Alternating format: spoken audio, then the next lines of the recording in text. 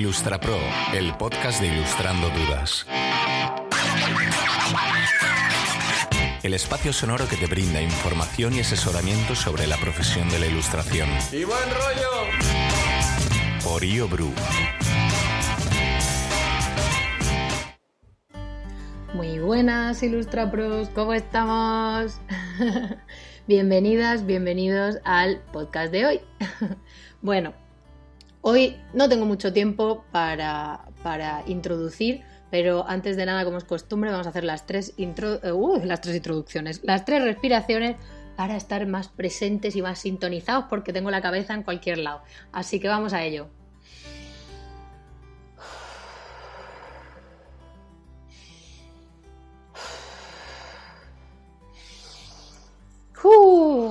Genial, ahora sí que estoy aquí con vosotros y vosotras.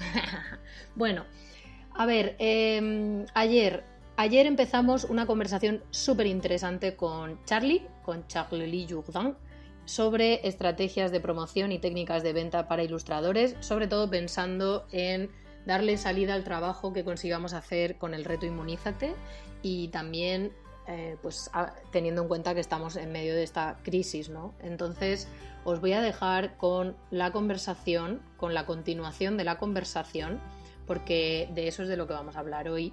Pero antes que nada quiero haceros un anuncio, y es que ya sabéis que empecé este podcast de una forma muy potente porque soy una loca emocionada de la vida y quería ayudar y quería estar presente y acompañaros, pero muchas personas muy sabias me han recomendado que baje un poco el ritmo y tienen razón. Entonces voy a ir de forma gradual bajando el ritmo. ¿Qué significa eso? Pues básicamente que mañana no va a haber podcast, esta semana voy a hacer 4 programas, ¿vale? La semana siguiente será igual y después ya iré bajando el ritmo a 3 programas y así, y ya decidiré en qué ritmo me quedo, en qué número de programas, si 1 a la semana, si 2 y demás. Así que bueno, para que lo sepáis, que mañana no sintonicéis que no estaré, pero si vais con retraso, pues ya podéis escuchar los podcasts que os falten, ¿vale? Bueno, pues sin más dilación os dejo con la continuación de la interesantísima conversación con Charlie.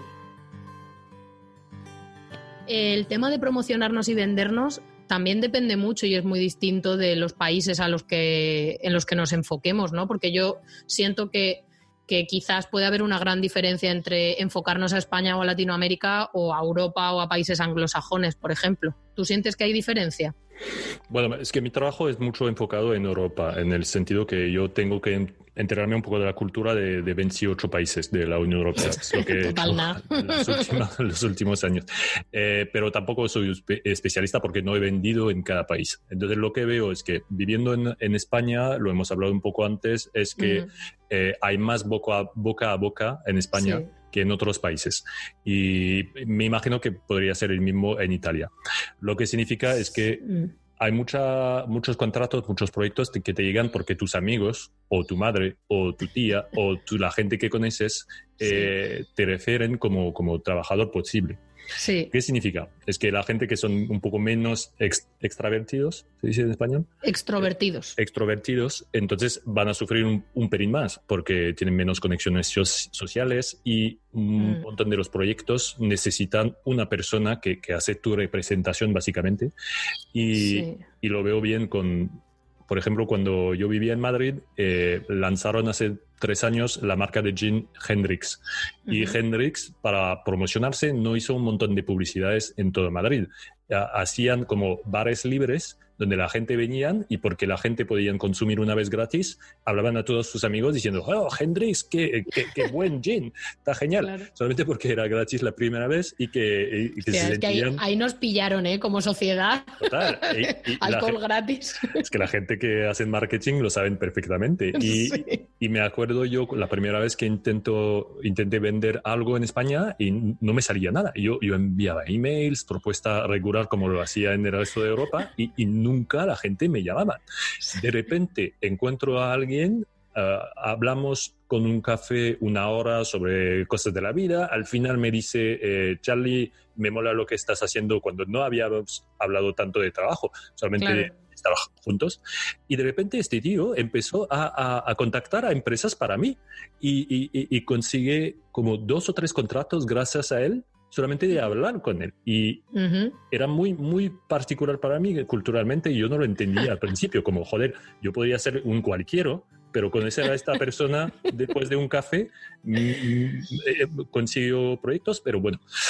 Sí, pero claro, pero es que aquí funcionamos con un sistema de confianza. O sea, preferimos 1000 veces antes a alguien conocido y que tengamos el filtro de alguien en quien confiamos para que valide a esa persona. Y muchas veces también lo que sucede, que se nos olvida, y por eso yo creo tanto en el networking, en la relación entre las personas, es que no solamente tu trabajo es lo que importa. O sea, una vez tú estás a un nivel competitivo a nivel profesional, lo que hace la diferencia, al menos en España, en Latinoamérica y también en el mundo, pero menos, es cómo eres tú como persona. Y entonces, si tú en ese café le transmitiste a esta persona que no conocías de nada seguridad, pasión por lo que haces, sentido del compromiso y muchas otras cosas, pues esa persona feliz irá a sus amigos o a sus colegas y le dirá, oye, que conocí a esta persona súper interesante y pienso que a lo mejor tal. Y mira, qué guay, ¿sabes? Que te salió todo eso. Totalmente de acuerdo. Yo creo que el filtro en España es mucho sobre la calidad de la persona en sí mismo. Sí, y entonces, por supuesto, una persona que hace lo que le da la ganas, que quiero decir que le apasiona, que está más madura con su trabajo, que conoce a su nivel de producción, conoce a sus debilidades y sus fuerzas. Por supuesto, una persona que habla así de su trabajo es una buena persona con quien trabajar. Y en España es verdad que se detecta bastante rápidamente la chapuza también, porque sí. Yo creo que en la conversación es lo que intenta ver, ¿no? Si la gente son chapuceros o si trabajan Sí, bien. Pero cuidado, porque en España también tenemos el problema de que no es un sistema meritocrático que funciona por méritos, ¿vale? O sea, yo siento que en muchos casos esta es la parte mala de esta fórmula, ¿no?, que tenemos a nivel cultural, es que muchas veces se contrata a alguien porque se le conoce y no porque valga. ¿Sabes? Yo creo que hay bueno, una parte de los dos. Pero está cambiando.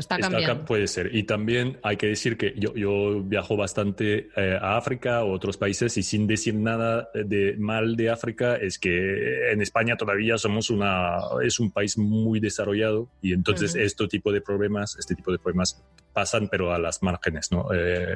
Trabajar con alguien que es malo solamente para conocerle. Entonces, de toda manera, yo también de probabilidades, yo creo que hay más de encontrar a gente buenas que gente corruptas o malas.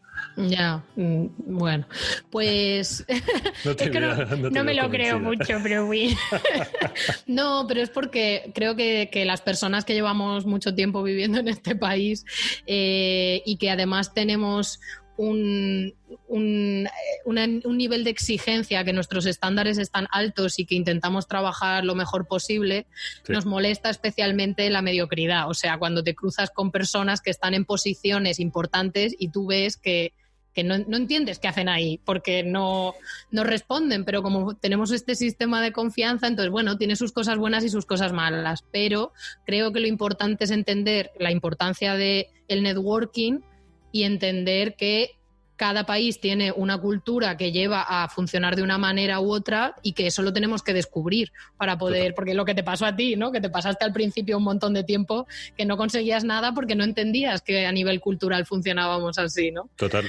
El problema es que yo no soy bueno de networking, así que me ha costado en entenderlo yo solo. Si te había hablado contigo en una conversación así, podría ser. Claro. Claro, ahora por eso me llama todas las semanas, ¿sabes? No, pero es verdad que también tú tienes que tener en cuenta cuál es tu fórmula por defecto, por cómo eres, si eres más introvertido o más extrovertido, pero yo sé que tú te has forzado muchísimo a salir de tu zona de confort y a trabajar en esa parte más de socializar, de irte a tomar cervezas, café, a eventos, a tal, y has hecho un esfuerzo, y ahí hay que esforzarse, ¿no? Sí, total, es lo que hay. Total. Bueno, vamos a hablar de estrategias específicas, que yo sé que la gente está deseando saber. diferentes técnicas de venta. ¿Tú qué nos propones? Sobre todo teniendo en cuenta que vamos a enfocarnos en los sectores o un poco en lo que hemos visto en el reto, ¿vale? Pensando en lo que está sucediendo en la crisis y el post-crisis, el momento post-crisis. Sí, vale, entonces la primera sería prototipar y proponer a empresas las cosas que he descrito antes y que hemos hecho durante el reto. Claro, la fórmula que tú utilizas normalmente para venderte, que yo siento que esta es la más disruptiva y la más arriesgada, pero al mismo tiempo, tú mismo lo has dicho, el nivel de retorno es brutal, ¿no? Yo creo que sí. Es como, ¿qué podría ser? Un músico, por ejemplo, que pone una nueva canción en un nuevo estilo y no sé si va a funcionar o no, pero le ha gustado un montón producir esta canción y entonces puede ser que la gente lo odia o la gente le encantan tanto que es un macro éxito, ¿no? Entonces claro. yo estoy más cableado con este tipo de estrategias, entonces... ¿Más cableado o cabreado? Lo has dicho como un chino. More in line. Es más alineado. Sí, alineado. No, está bien. Es que ha sonado a... Estoy muy cableado, o sea, es como cabreado en chino.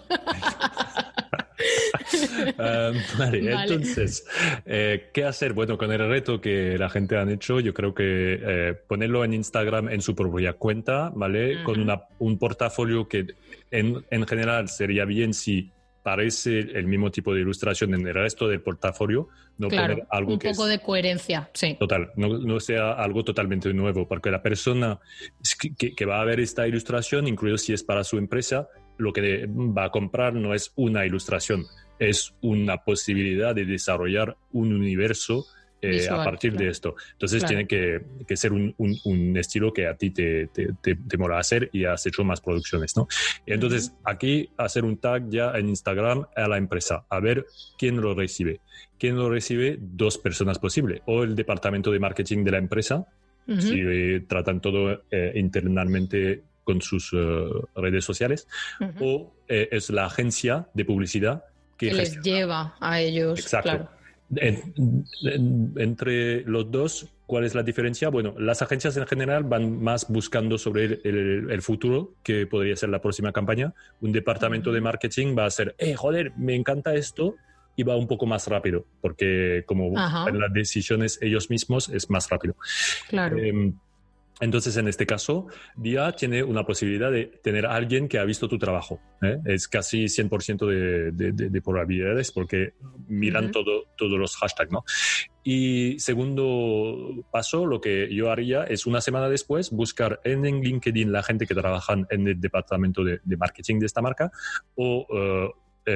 directamente el email si la empresa no es tan gorda, entonces si podemos ver que es una empresa de menos de 100 empleados, por ejemplo, cuál es la dirección de correo que tienen y contactarle diciendo, la semana pasada, durante este challenge, hemos creado una ilustración o yo he creado una ilustración para vuestra marca. Me interesa mucho este tipo de enfoque porque yo veo que vuestra marca bla, bla, bla, bla, bla, ¿vale? Las razones intelectuales de haber hecho esto.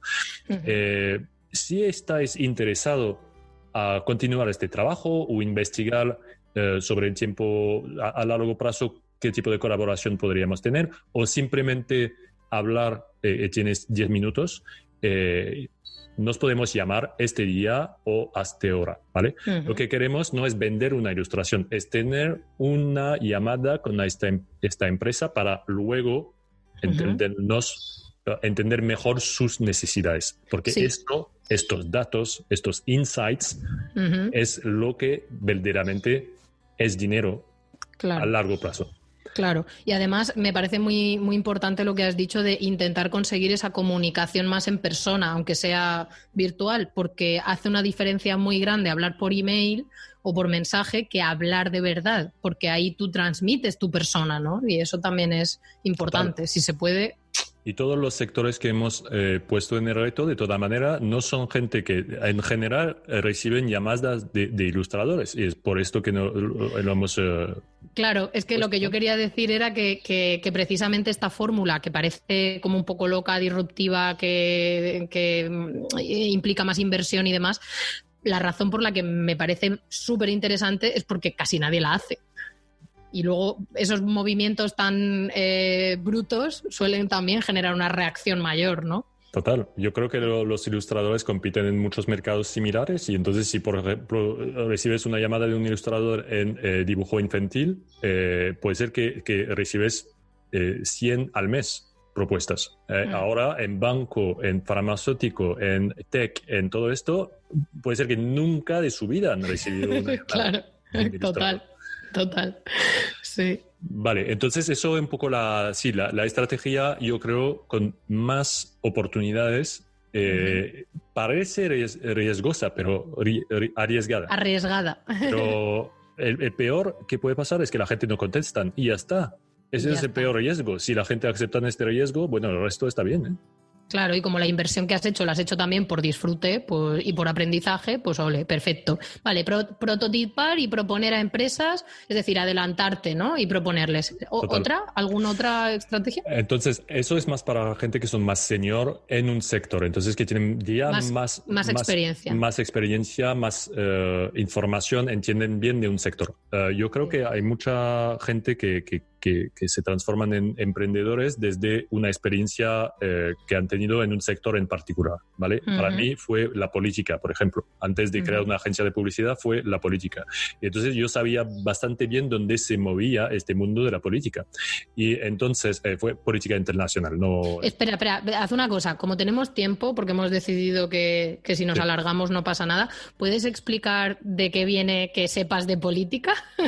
¿Por qué? Cuenta un poco tu currículum. Vale. Es que yo no soy un creativo al origen. Mi hermano lo es. Mi hermano es director de arte y animador 3D. Pero como es mi hermano menor, toda nuestra vida hemos compartido las cosas que hacíamos, ¿no? Y para mí lo que me interesaba más en la vida era entender cómo el mundo funcionaba.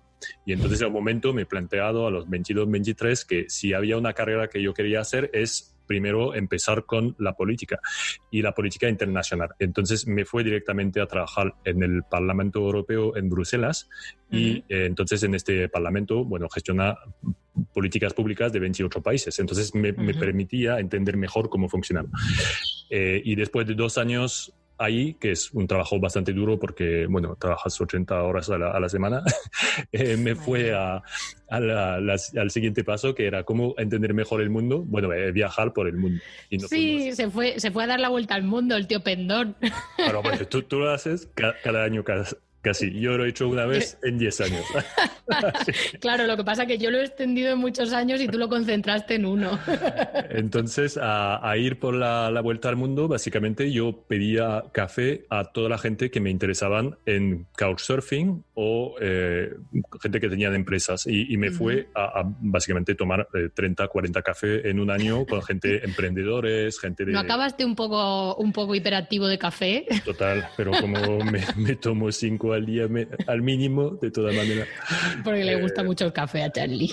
Y por esto, entonces, eso se relaciona bastante bien con la segunda técnica de venta. Es si te enteras bien de un sector ya. Por ejemplo, tu familia trabaja en un tipo de sector particular, o tus amigos, tú sabes mucho de esto, o tú estabas trabajando en un sector durante varios años y te has planteado cambiar. En mi caso fue cambiarme para comunicación y publicidad, entonces creo, me fui a trabajar de autónomo 2 años, creo, antes de crear mi propia empresa. Entonces, yo me he enterado de lo que quería hacer y yo sabía de dónde yo venía, entonces he conectado los dos y he empezado a vender comunicación y publicidad al sector político, ¿vale? Claro. Eso fue mi primer cliente. Entonces es igual. Tú te pones ahí a hacer ilustración. Si te recuerdas del sector de antes, entonces tienes que proponer tus servicios a este sector porque sabes exactamente sus límites, las cosas que quieren, la información exacta que tienen sobre tus servicios, lo que entienden de tu ilustración y tu propuesta. Y mucha gente cuando se dan una gira en su carrera o intentan empezar algo nuevo, se olviden completamente del sector precedente. Sí, eso suele pasar también porque suelen alargar mucho el momento de cambiar. Entonces acaban quemándose de lo anterior, pero hay que ver la oportunidad ahí también. De hecho, yo siempre hablo de que hay que integrar lo que sabemos, las experiencias que tenemos, no excluir. Total, y lo entiendo perfectamente. Para mí fue igual, ¿eh? Me he quemado en el Parlamento, luego me ha costado 1 año de viaje y 1 año y medio de hacer freelance autónomo en sectores totalmente diferentes. Yo trabajaba con televisión pública, con cosas totalmente opuestas a la política. Pero después de 2 años y medio, cuando he vuelto, yo tenía una propuesta súper fuerte en el sector precedente, porque yo conocía perfectamente bien. Claro. Y no me molestaba tanto relacionarme de nuevo con esta gente, con esta nueva identidad y nueva posición, ¿no? Pero es muy fácil de entender porque ya no lo hacías desde el sacrificio personal de estar trabajando en lo que no quieres, sino desde el disfrute de sí estar haciendo lo que quieres. Entonces ya el input que te llega es diferente, claro. Total. Y entonces, bueno, es esto un poco, es la etapa siguiente de la primera técnica, es cuando sabes bien de un sector, entonces tú sabes a quién enfocar tu propuesta directamente y tú sabes medir también para este sector, esta empresa, esta organización, qué tipo de ganancias van a hacer gracias a tu trabajo. Sí. Mejor posicionamiento de marca, nuevas experiencias, si tú piensas que eso es lo que están buscando. Tú sabes los presupuestos potencial y entonces lo que pueden ganar gracias a esta que tú participes, sí. Exacto. Entonces es mucho más fácil de poner una propuesta súper valiosa en este sector. Y hay que recordarse que hay muchísimas empresas en un sector. Antes del podcast he mirado, hay 3 millones de empresas en España. Hay más de 25 millones de empresas en Europa. Si consideramos... compitiendo por ser vistas, por competir, o sea, por ser mejores que sus competidores, etcétera, ¿no? Total. Imagínate que solamente 1% de estas empresas de España están abiertas a pensar en ilustración. Son todavía 30.000 empresas diferentes. Joder. Me encanta que lo enseñes así, porque es que la sensación que tenemos es de que no hay trabajo, no hay oportunidades, y cuando te pones a plantearlo de esta manera dices, hostia, pero es que sí que lo hay. Aparte, es que tenéis que hacer también otros números, y es que estáis haciendo una inversión y un planteamiento de vuestro trabajo que casi ningún ilustrador hace, y eso es una ventaja competitiva, por lo que al final no estáis compitiendo con el 100% de los ilustradores en el mundo con todos sus niveles, no, es con el 10% que hace las cosas de forma más sistemática, más comercial, más, ¿verdad? Más en forma de emprendedor, pero es un 10%, ¿sabes? O sea que no hay tanta competencia dentro de esa fórmula, ¿vale? Si gente está interesado por esto, se llama Océano Azul. Océano Azul, sí.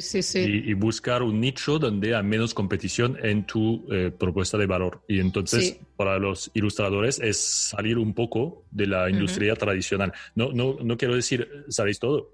Sí, hay gente que están súper bien con la industria clásica, vamos a decir, de ilustración, pero hay otros sectores y lo que estamos intentando hablar en este Claro, porque es verdad que no siempre va a hacer falta que cambiemos radicalmente de fórmula o de mercado, pero teniendo en cuenta la crisis que tenemos encima, sí que es muy probable que haya que plantearse opciones nuevas. Para que os hagáis una idea y entendáis qué es lo del Blue Ocean, es lo que me pasó a mí con Ilustrando Dudas, ¿vale? O sea, yo de repente, sin buscarlo, pero me sucedió que por mi proyecto de máster me topé con un nicho que nadie estaba cubriendo, y era el resolver las dudas de los ilustradores que empiezan en castellano, ¿vale? Y sí que las asociaciones estaban haciendo cierto trabajo y tal, pero había mucho vacío. Entonces yo decidí cubrirlo sin ser muy consciente de esto. Luego descubrí el concepto y me encantó, ¿sabes? Pero claro, eso que provoca que haya muy poca competencia con lo que yo hago, porque además yo he invertido en eso mucho antes que los demás que puedan estar invirtiendo en eso. Entonces llevo más ventaja. Entonces se trata un poco de eso. Vale, entonces, la primera técnica, prototipar y proponer a empresas. Y la segunda es, conociendo muy bien un sector, hacer un análisis del impacto de tu trabajo y vender ese valor, esa posibilidad de ganancia o de beneficio a través de tu trabajo a posibles empresas. Es un poco como un escalón un poco por debajo de... O sea, es un poco... es parecido a lo primero, pero... Sí, exacto. Yo creo que podemos coger un ejemplo interesante de arquitectura, por ejemplo. Sí. He descubierto que en la arquitectura intentar vender una casa o un proyecto con un rendering 3D, algo muy preciso, muy realista, ¿vale? Es la técnica que utilizan, vamos a decir, más del 90% de todas las agencias de arquitectura, ¿vale? Entonces te hacen un super rendering. Ahora, lo que pasa es que en la psicología de compra de casa, la gente quiere ver, imagínase lo que va a ser una nueva casa o un nuevo edificio. Pero si es demasiado preciso, entonces su cerebro se da la vuelta y se pone a criticar, a ver todos los detalles que no son buenos en el rendering 3D. Uh-huh. Entonces, ¿qué pasa? Es que la ilustración de watercolor, ¿cómo se dice watercolor? Acuarela, en arquitectura vende más que un rendering 3D. Cuesta más o menos el mismo tiempo o inversión, ¿vale? Uh-huh. Y las agencias que se enfocan en ilustración de acuarela ganan más proyectos.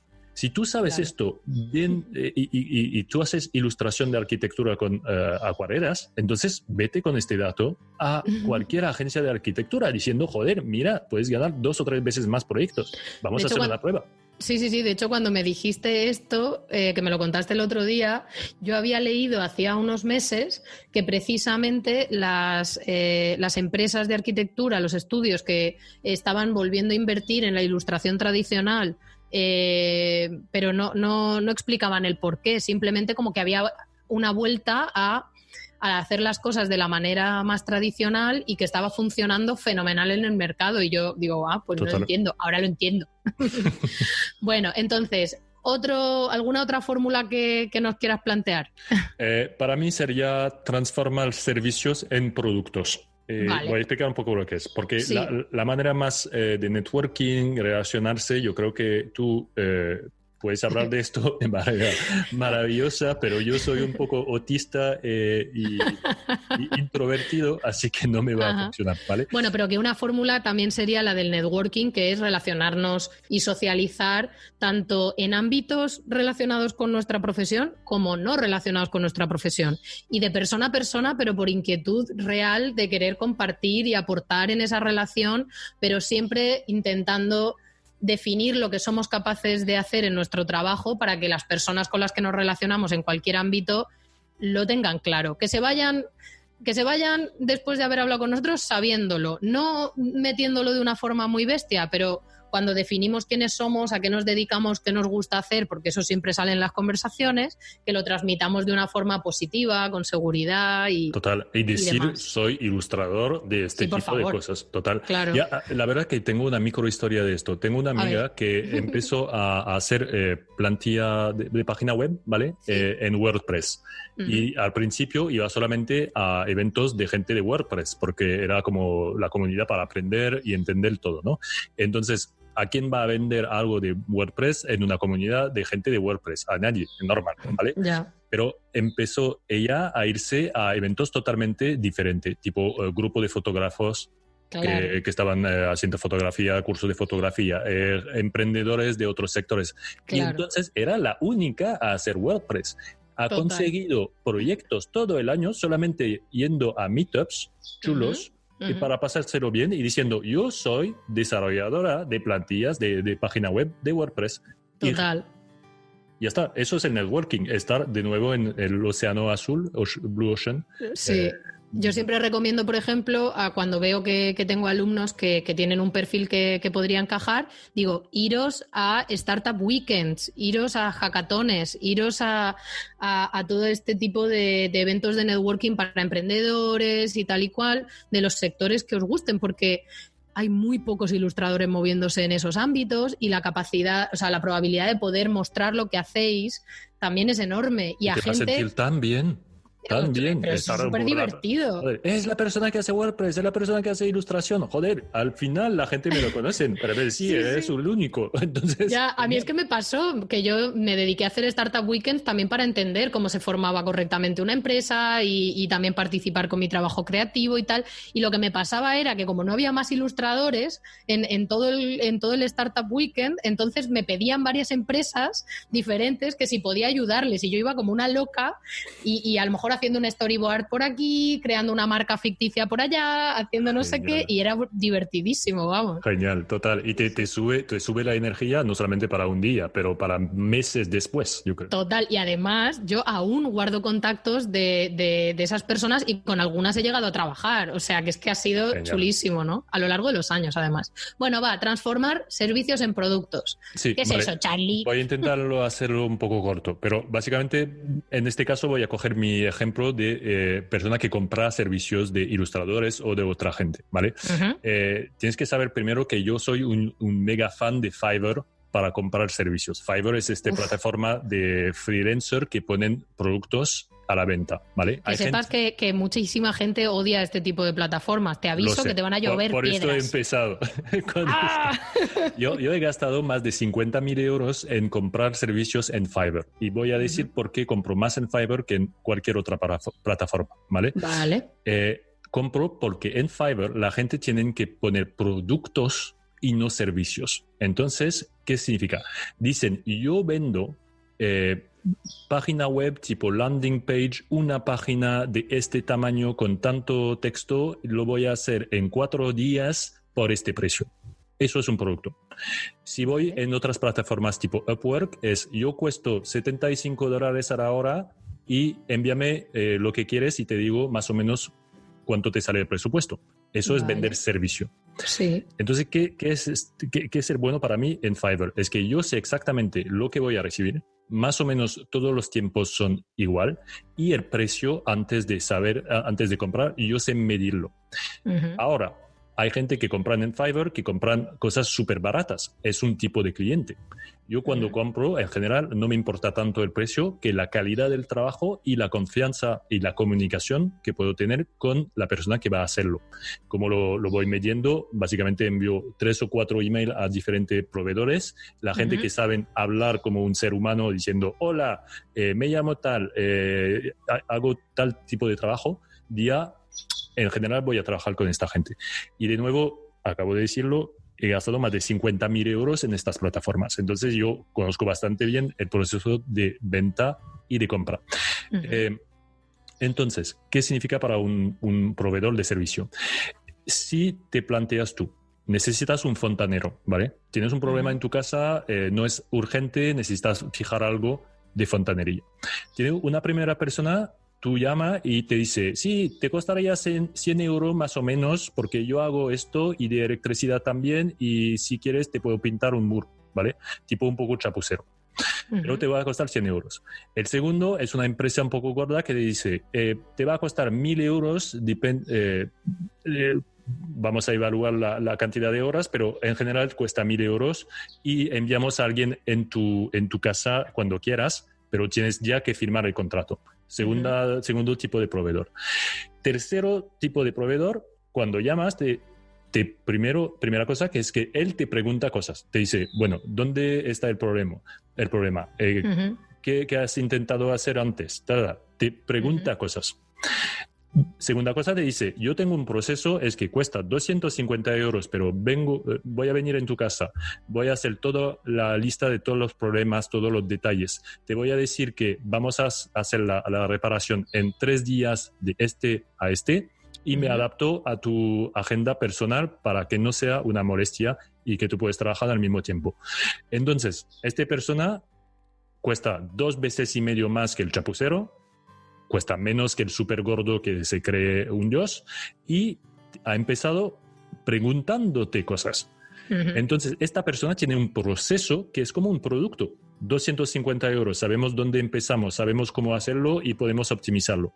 Yo trabajaré cada vez, si tengo que comprar servicios de un fontanero, con el tío que tiene un proceso. No quiero trabajar con el gordo que carga demasiado porque se cree no sé qué. Lo personaliza todo y claro, y al final esa flexibilidad y esa falta de sistema sale más caro, claro. Total. Y el chapucero nunca, una persona que ha comprado 2 veces cosas malas, nunca ha comprado una tercera vez malo. Entonces, para un creativo es un paso muy importante en su cabeza de empezar a pensar en su servicio como productos. ¿Qué son las cosas que puedo ofrecer cada vez igual y que puedo describir a un cliente antes que me lo compra? Yo trabajo así. Yo envío tantos updates, tanto email por semanas para decir dónde estoy. Cuesta más o menos de entre esto y esto, porque dependiendo del nivel de complejidad de la ilustración es esto. En Fiverr, cuando compro ilustración, tengo todos estos datos. Entonces, no me equivoco y compro más ilustración, creo, que cualquier otro tipo de pequeño autónomo cuando crea proyectos.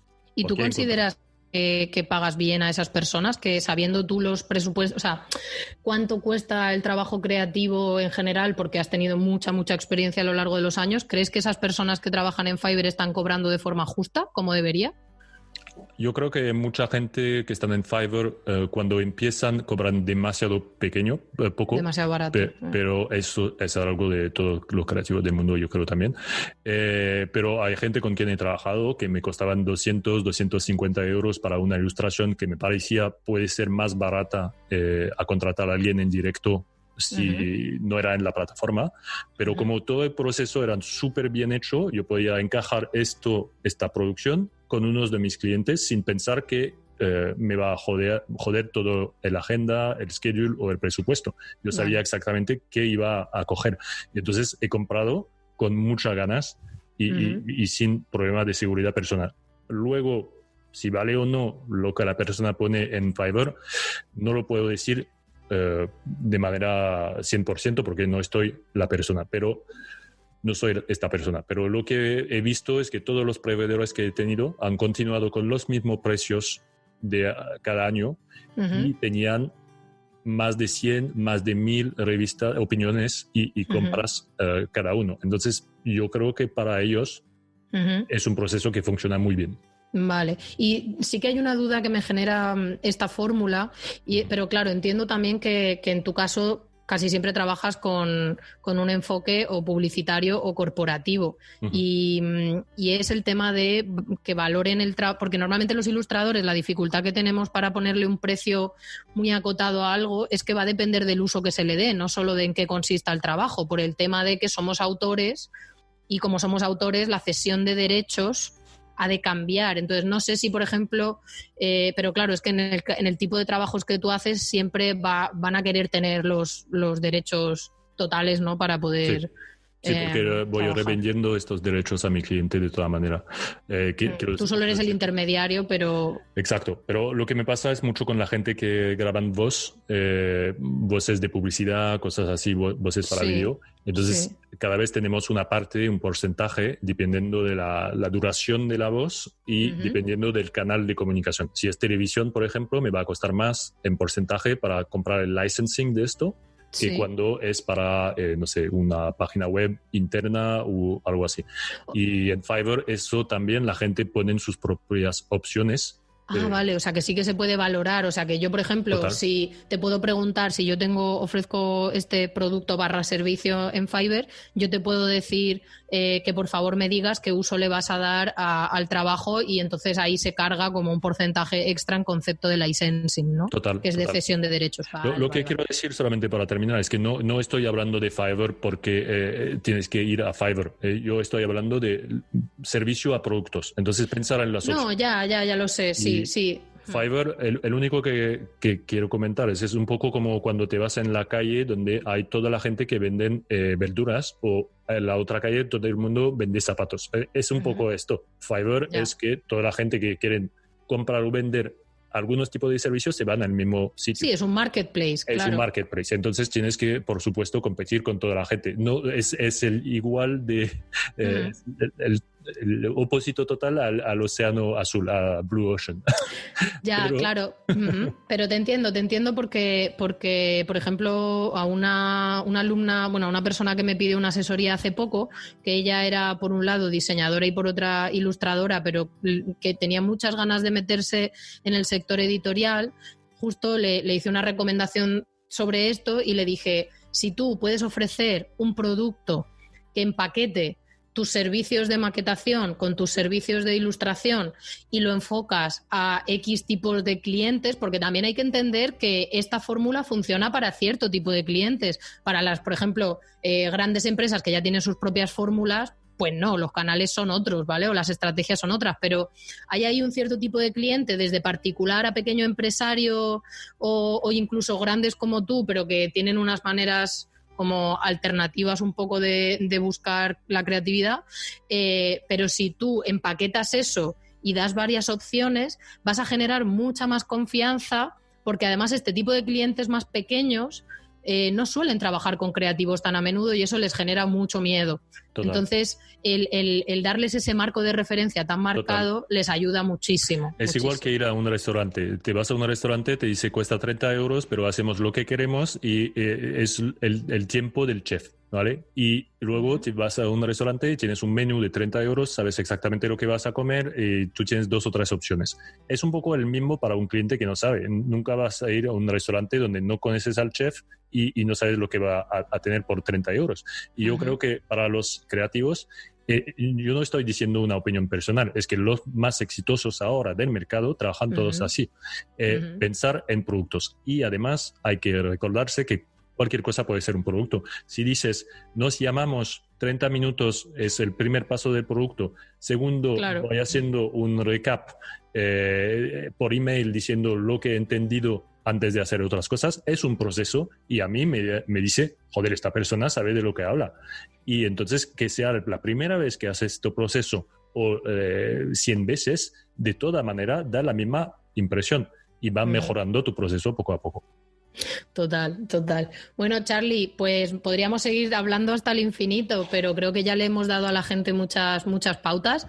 E igual quiero terminar diciendo que si a la gente le parece que estamos aportando, que sepáis que estamos pensando en colaborar para generar, pues, por ejemplo, una posible guía que explique más en profundidad todas estas técnicas, generando un paso a paso, ya que a Charlie se le da tan bien hacer eso, para que sea fácil poner estas fórmulas en práctica o incluso otros posibles entrenamientos o formaciones que puedan ser interesantes. Entonces, nos encantaría saber ¿qué os parece? Si os parecería interesante, por favor, hacednos llegar vuestros comentarios si queréis que Charlie colabore con Ilustrando Dudas, que yo no paro de decirle que sí, pero está ahí, como es un tipo muy ocupado, pues tenemos que darle un poquito de amor.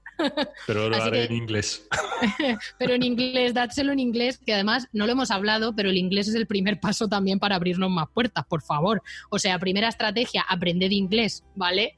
O sea, no nos quedemos solamente en el mercado hispanohablante, que sí también es una posibilidad y tenemos oportunidades, pero nos estamos quedando sin muchas oportunidades por no pasarnos a lo mejor un año formándonos en inglés y punto. ¿Verdad? Eso es un año y no va a ser full time. Así que ánimo con el inglés, por favor. Charlie, muchas gracias, Jolín. Muchas gracias. Otra vez. Ha sido un placer. Perfecto. Hasta luego en vida real, ¿no? Adiós. Sí. Charlie, muchas gracias. Cómo molas. Y de nuevo, gracias por el esfuerzo de hablar en castellano de temas de trabajo que yo sé que es un poco infierno para ti, pero te lo agradecemos de corazón. Así que ya sabéis, si os ha molado lo que hemos hablado, yo creo que es muy disruptivo, son planteamientos muy diferentes que os van a sonar un poco a chino, pero por eso mismo también son muy poderosos. Así que, por favor, hacednos llegar vuestros comentarios, vuestras opiniones sobre si os gustaría que profundizáramos más en todo esto a través de una colaboración de Charlie con Ilustrando Dudas. Y bueno, simplemente recordaros eso, que voy a ir bajando el ritmo poquito a poquito porque todos necesitamos reajustar durante este confinamiento, durante esta crisis y yo pues ya voy notando que en el largo plazo pues tanta emoción y tanta locura mía pues, pues necesita regulación y está bien darse cuenta aunque sea tarde. Así que mañana descansico, pero el jueves vuelvo y continuamos con temas muy interesantes. Cuidaros mucho, os mando un abrazo gigante, un abrazo volador lleno de primavera, de solecito y vitamina D, que sé que es muy buena para el sistema inmunitario. Y os deseo pues que estéis pudiendo gestionar lo que sea que tengáis que gestionar de la mejor manera posible y con el mejor ánimo del mundo. Así que hasta el jueves, un beso.